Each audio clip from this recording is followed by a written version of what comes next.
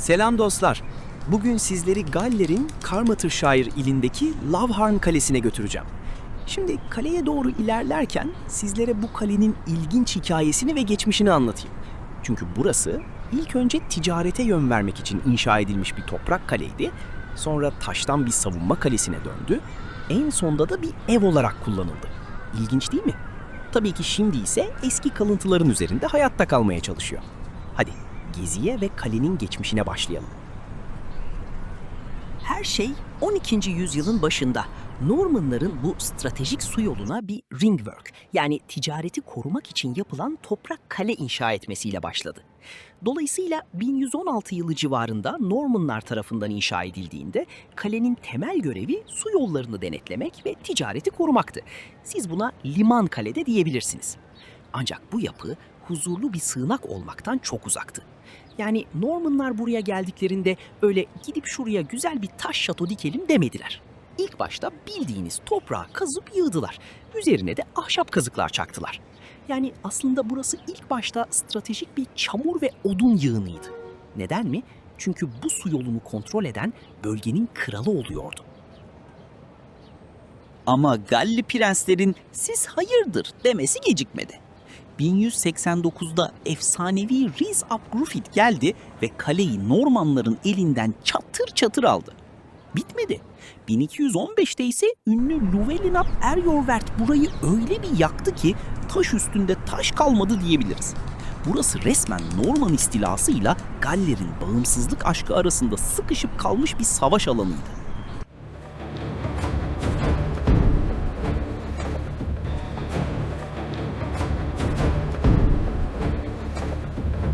Derken sahneye de Brian ailesi çıkıyor. 1247'de Guy de Brian burayı devralınca beyler ahşapla mahşapla uğraşmayalım. Bize sarsılmaz bir kale lazım dedi. Bugün gördüğünüz o heybetli kulelerin, o devasa taş yapının temelleri işte o zaman atıldı. Burası artık sadece bir karakol değil, Orta Çağ'ın en sert, en geçilmez istihkamlarından biri olmuştu. Gelelim kalenin en magazinel dönemine. 16. yüzyılda Sir John Perrott burayı bir askeri kışladan alıp lüks bir Tudor malikanesine dönüştürdü. Ama olay sadece mimari değil dostlar. Tarihçiler hala şunu fısıldaşıyor. Sir John Perrott aslında Kral 8. Henry'nin gizli, gayrimeşru oğlu muydu? Düşünsenize, kalenin her bir taşında bir kraliyet skandalının izi var. Ve final. 1644 yılı. İngiliz İç Savaşı. Top sesleri Lorne semalarında yankılanıyor. Kralcılarla parlamenterler arasında kanlı bir kuşatma yaşanıyor. Kale ele geçiriliyor ve bir daha asla bize karşı kullanılamasın diyerek kasten yıkılıyor. Yani hareketsiz bırakılıyor. O günden sonra kale kılıç seslerini bırakıp doğanın ve şairlerin kucağına. Yani bu romantik sessizliğe çekiliyor. Arkadaşlar, şimdi geldik kalenin iç kısmına. İçeri girdiğiniz an sizi karşılayan bu devasa boşluk aslında kalenin ruhu. Burada iki ana bölüm var.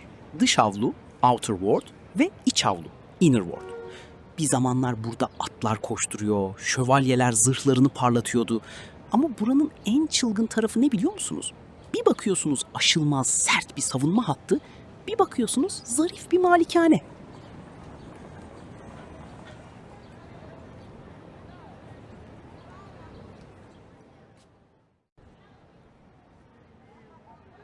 Vay canına.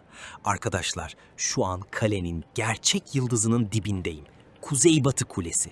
Şuna bir bakın. Tam 10 metre çapında devasa bir silindir. Üstelik tepesi hala o orijinal kubbesiyle örtülü. Size bir sır vereyim mi?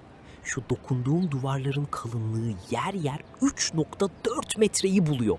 Düşünsenize, dışarıda toplar patlıyor, kuşatma var ama siz bu duvarların arkasında kendinizi bir kasada gibi hissediyorsunuz.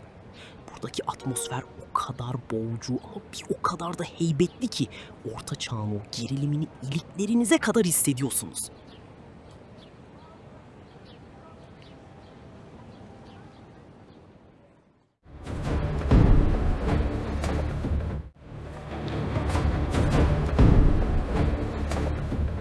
Hemen karşıdaysa onun ikizi, Kuzeydoğu Kulesi var. Kabul edelim, zamanın dişleri bu kuleyi biraz daha fazla ısırmış, biraz daha hırpalamış. Ama hala 3 katıyla ben buradayım diye haykırıyor. Yıkık dökük olması ona öyle bir karizma katıyor ki sanki her çatlağında ayrı bir hikaye saklı. Arkadaşlar, buraya gelirseniz gözlerinizi dört açın. Kalenin duvarlarına iyice yaklaşın. Bakın, burada bir renk cümbüşü var. Yerel kırmızı kum taşıyla yeşil taşın eşsiz dansını görüyor musunuz? Özellikle 14. yüzyılda yapılan tamiratlarda o kadar açık renkli yeşil taşlar kullanmışlar ki kale sanki yamalı ama inanılmaz asil bir zırh giymiş gibi duruyor. Bu detay kaleyi sadece gri bir yapı olmaktan çıkarıp yaşayan, nefes alan bir sanat eserine dönüştürüyor.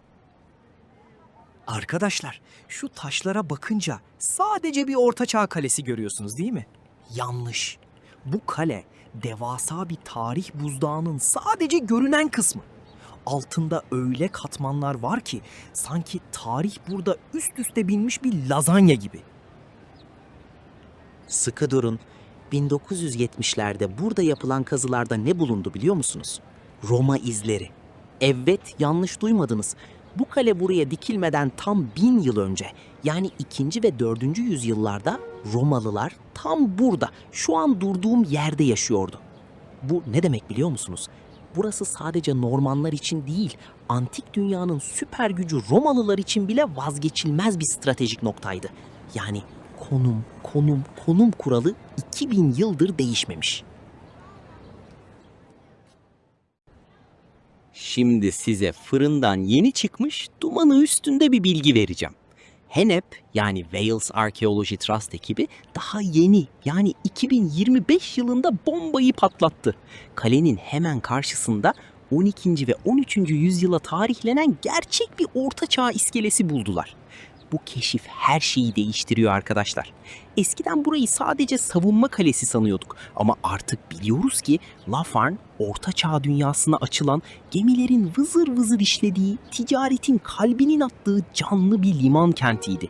Şövalyelerin zırh seslerine limandaki tüccarların bağırışları eşlik ediyordu.